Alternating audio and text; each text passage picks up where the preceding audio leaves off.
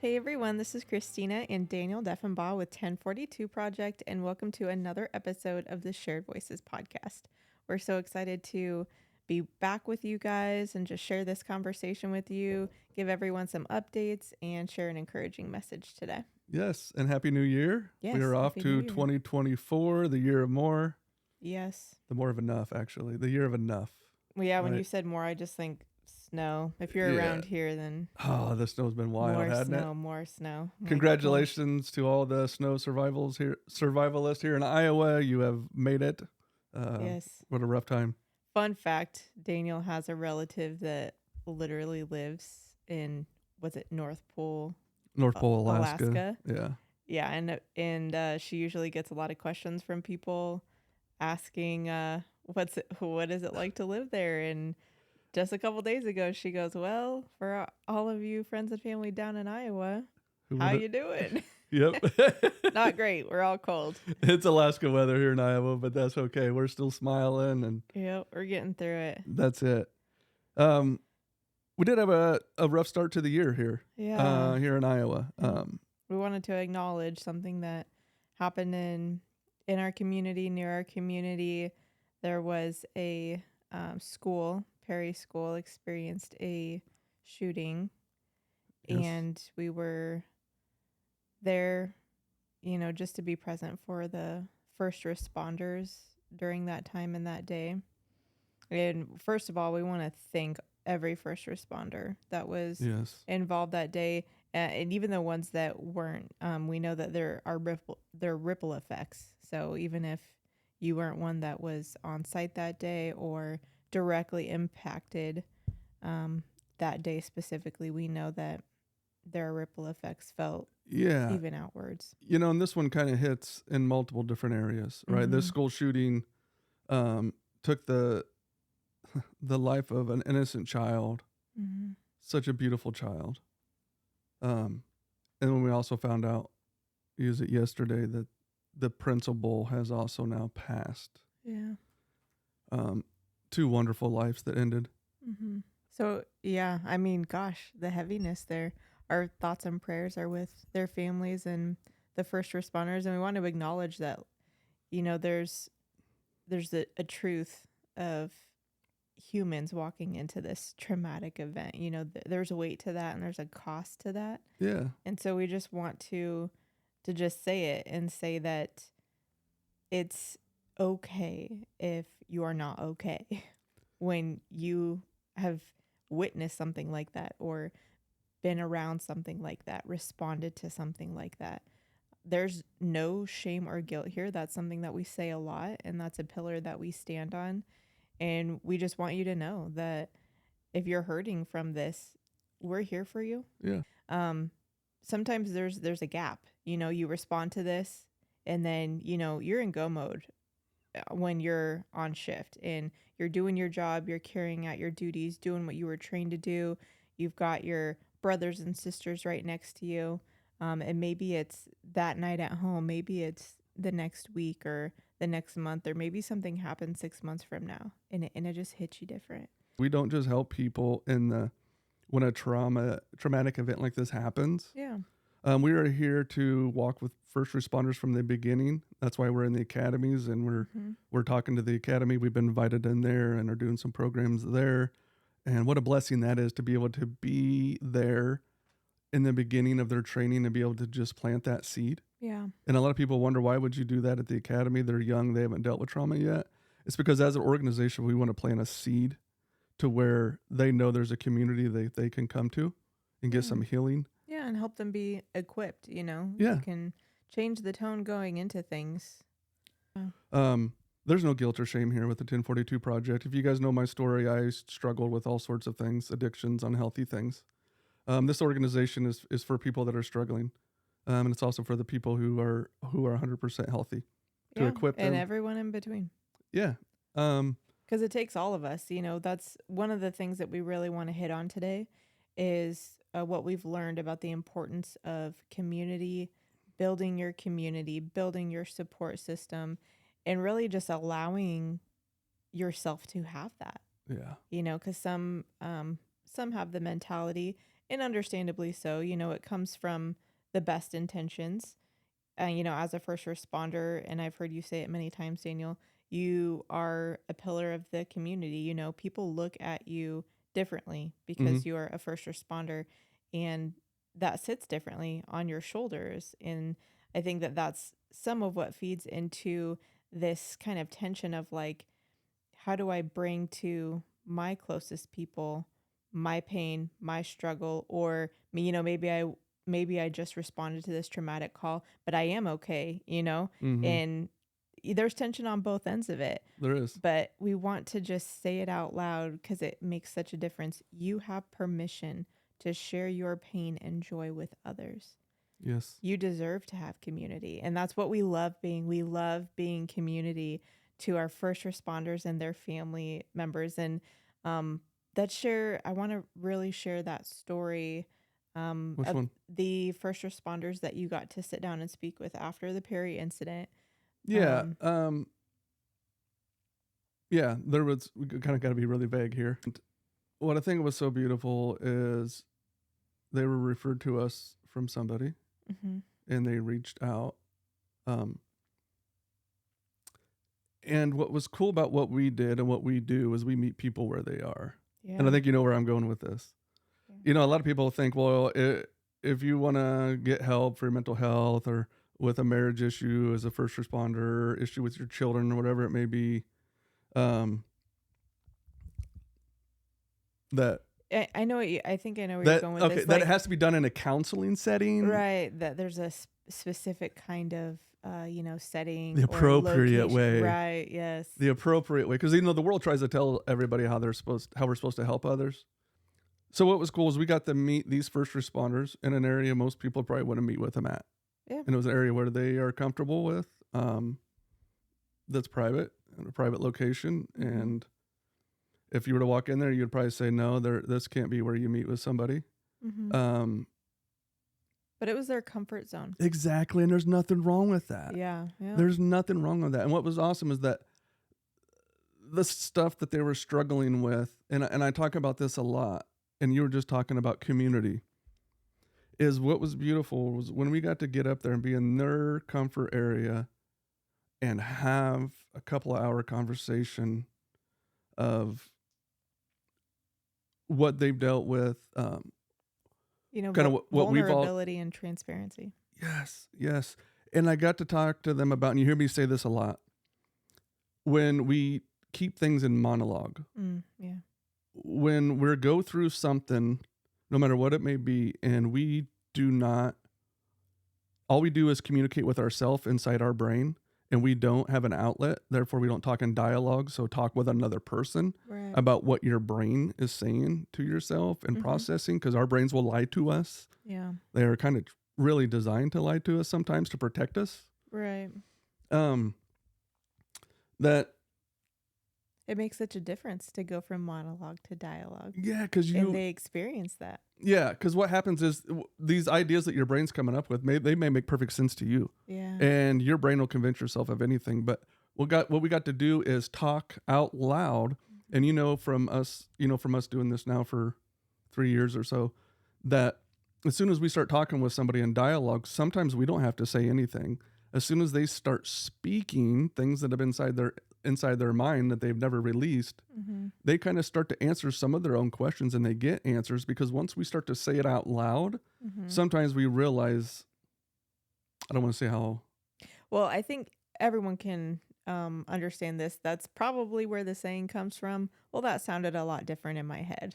Yeah. You know what I mean? We've all said that. That sounded a lot different in my head, because as soon as you said it out loud, it's like, wait a second.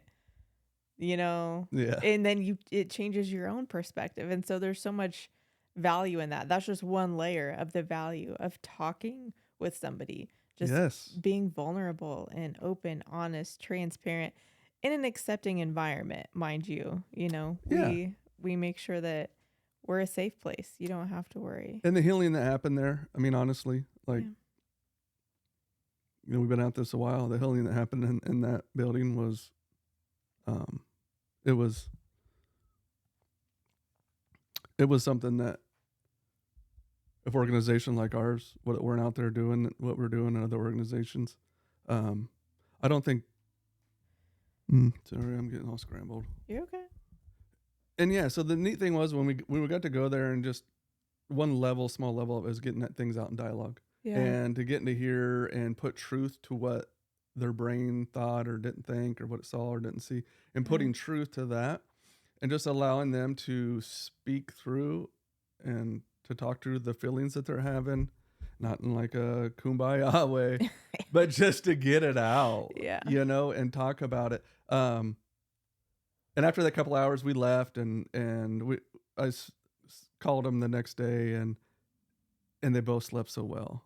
Yeah. And I'm not saying that they're fixed; they're better. Right. But I think it's important, especially right after a traumatic event, to get in front of people who understand what you're going through, who will listen to you, who love you, who want the best for you, and get some truth to what your brain's telling you, or maybe even what some of your coworkers or other people are saying. Yeah.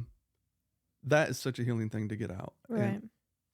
And I also want to touch on the simplicity of it, right? Because I know that, especially with the term mental health, it's such a loaded phrase, right? Yeah. And so much can go into it. But what we're talking about here is nothing that is groundbreaking in the sense that, we're not asking you to go into this like super in-depth program, or anything like that. Like, I mean, don't get me wrong. If that's what you're into, let us know. We'll get you connected. But yeah, and we will. But this is something that's so simple. All that happened there that day was a conversation. That's it. Yep.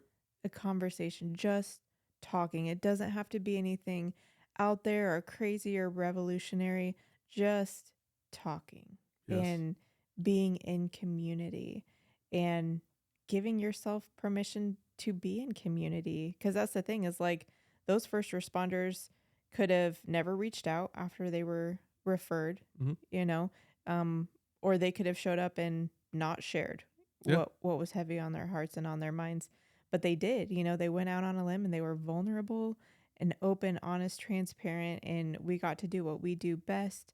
And in their environment where they've and that's what it's about. And that's just, I love that. That's like my favorite thing. And the thing is, though, that's something that communities and families and departments, you can all cultivate this community, this safe community where you can really come alongside each other and create space for each other and make it a safe place where the things that you're having a hard time with don't have to stay inside of you.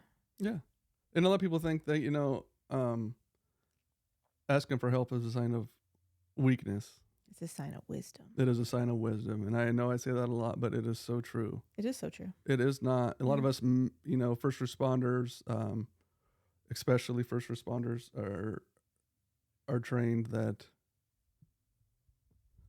you got to be, you got to be rock solid all the time. Not human, honestly. You know what I mean? Yeah. Like, that's not realistic. Yes. Yes. And even for the first responders who aren't, wounded or negatively impacted by traumatic calls or the day-to-day grind, what have you, they're still human. There's still something going on in their lives that they're wrestling with or having to work through. And it's a beautiful thing when everyone in your circle, in your community, can just come alongside you and give you space for that. And that's what's unique about the 1042 project. That's what our heart is community in that. It's not like we're an organization where you come here and we'll give you this treatment and then we'll never see you again. That's not who we are. We're a community. So you don't have to have it all figured out, or maybe you do. Our organization is for when you're struggling, you can talk to some people who have wore the boots, wore the uniform, but where you can come and you can talk with people who have dealt with their trauma and are now, healed and still getting healing, right? We always are. Mm-hmm. And you can sit down with somebody who understands you, and we are there to listen. And we are there to get you to the resources or help that you may need, not just for today, but for tomorrow and throughout your career. Yeah. Whether it's trauma, whether it's marriage issues, no matter what it may be for first responder struggles, is you can just come have a conversation with us, and no matter what you're struggling with, we want to be able to walk alongside you, not to tell you what to do, but to be a community of resources there, where there's no guilt or shame, and you guys can come and talk. And our organization is to be the bridge to get you to all the resources that are out there and to help with the barriers and stuff that can stop first responders from getting help. Yeah. We're not the ones that are out doing all, we don't have all the initials after our names, Mm-hmm. but what we do have is experience, and we have a heart and compassion and to help our first responders and meet them where they are, Mm-hmm. and to let them talk about their guilt and their shame or whatever they're dealing with. Because when you struggle with mental health as a first responder, it can get messy Yeah. and it can get ugly, and you do things you're not ashamed of. It's hard to find somebody you can talk to about that. Mm-hmm. I dealt with my own addictions, my own stuff, as most of you know, and you can come and just talk and get some things off your chest with no guilt or shame. And we want to work with you to see where you are at that time and what you need, and then we want to help you get there. Yeah. We want to walk forward with you. Yeah, and we're not just a Band-Aid. It's not just for now, like, okay, something happened, here you go, we'll never see you again. No, it's a community. We want to get you out to, if you need counseling, stuff like that, the traditional stuff, we can help you get to the resources of that. But we also want to get you to the things that a lot of people don't think about when it comes to other resources, Yeah. and allow you guys to pick. Yeah. And that's what's cool about what we do. Yeah. And if you guys have not heard of us, you can go to our website at 10-42project.org. If you are a family member listening and you have first responders in your family, Or a first responder friend. Because again, the first responders that we met with after the Perry incident were referred, so True. somebody Amen. shared with them that we exist. Yes. So would you please do me a favor? Would you share this episode with somebody? Send it to them, do it in a loving way. Don't be like, hey, you got a problem, you need to go check these people out. Nothing like that. Maybe just share it with them, and just say, hey, I watched this or I listened to this and it touched my heart, and I thought it might touch yours as well. Yeah. Because we just want people to know that are out there that are hurting in silence, like I used to be. Mm-hmm. That there's hope out there. There is light. Yeah. And sometimes it's going to take family and friends to help them see it. And let's be real, everybody could use more people in their corner. Yes. So we graciously accept the invitation to be your community, be in your corner, and be part of your support system and help you move forward, whatever that looks like for you. Yes. And first responders that are listening, there's no better time than now. I understand it. If you guys know my story, I understand. And the hardest part is to get started and to reach out. So I would just encourage you to reach out, to go to our website again, 10-42project.org, and hit the connect button. Or you can also just email me at dan@10-42project.org. And we'll put that contact information on our website in the episode description as well. Yes, we'd love to get in contact with you, meet you where you are, and to let you know that you have a community here that loves you. So let's go ahead and end it here. Okay. There's going to be more stuff coming up, obviously, more episodes coming out. Yeah, so check back in. But thank you so much for the time that you spent with us. We're so grateful for each and every one of you. Thank you, first responders, for serving your communities the way that you do. God bless you all, and we'll catch you in the next episode. Love you all. Bye.